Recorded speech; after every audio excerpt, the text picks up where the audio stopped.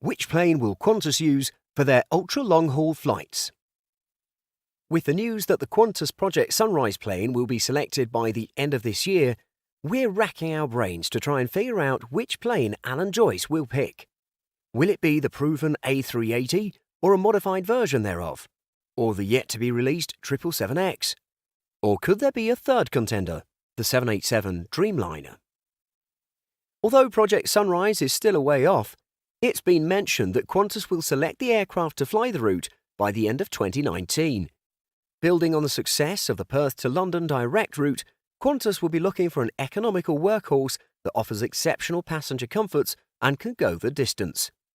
There are really only a few aircraft that fit the bill.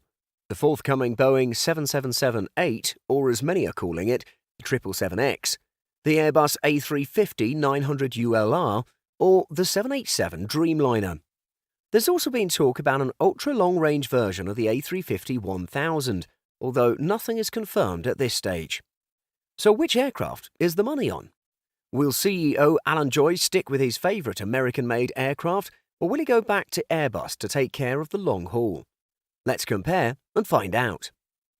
Currently, Qantas have only 40 Airbus aircraft in their fleet.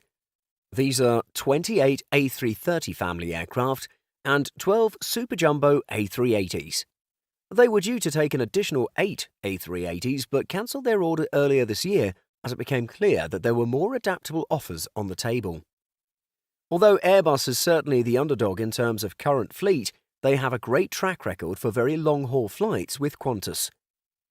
Back in 2014, Qantas operated the world's longest passenger flight on the world's largest passenger aircraft between Sydney and Dallas-Fort Worth, although they only held the crown for around 18 months to be overtaken by Emirates' new Dubai-Auckland service. It's testament to their close working relationship in the past. The obvious choice for Qantas is the proven A350, either as a 900 ULR or as an yet undeveloped tweak to the 1000 to make it capable of the range.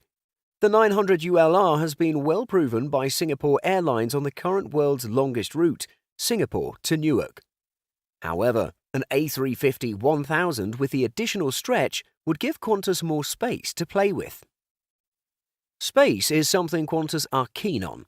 They've already taken suggestions from passengers, which resulted in an incredible list of wants, including a creche, a stretching and exercise zone, and of course, a bar. What about Boeing? In terms of current fleet, Qantas are a heavily Boeing-focused airline, with 91 in service currently.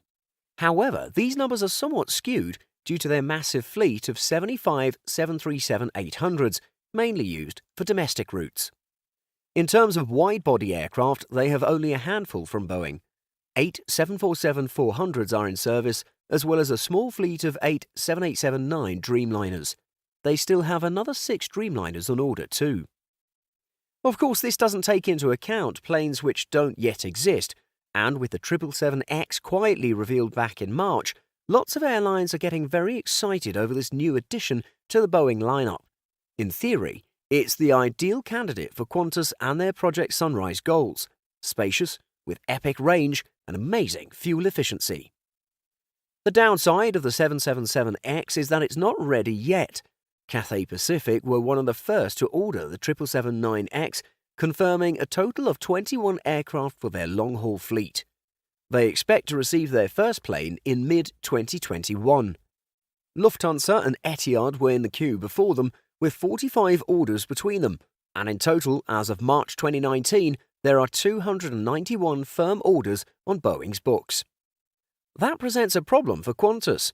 As much as Boeing would no doubt love to be part of the world's longest flight, they'll be hard pushed to get other airlines to give up their place in the production queue so that Qantas can have their Project Sunrise aircraft in time for their 2022 deadline.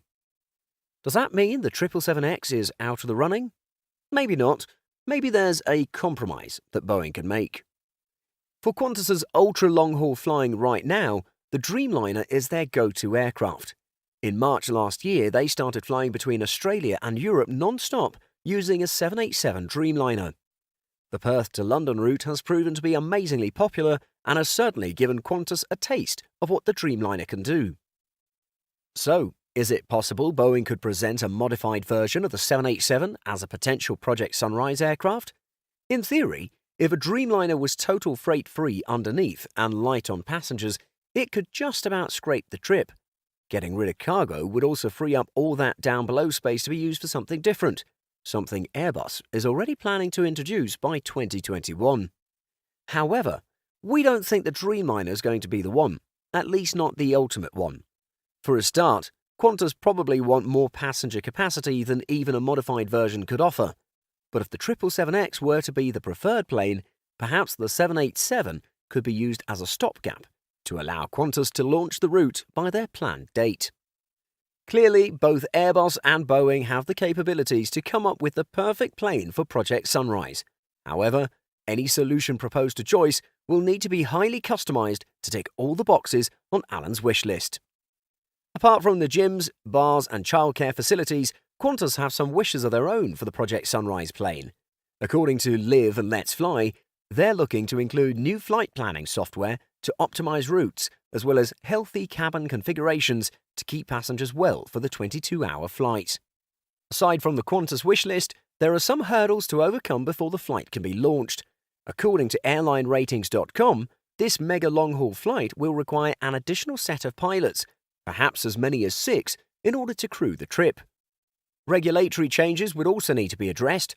At a conference in Sydney this week, Sky News reports Mr. Joyce as saying, "We have to make changes to pilot contracts because we can't fly for 21 hours in a day.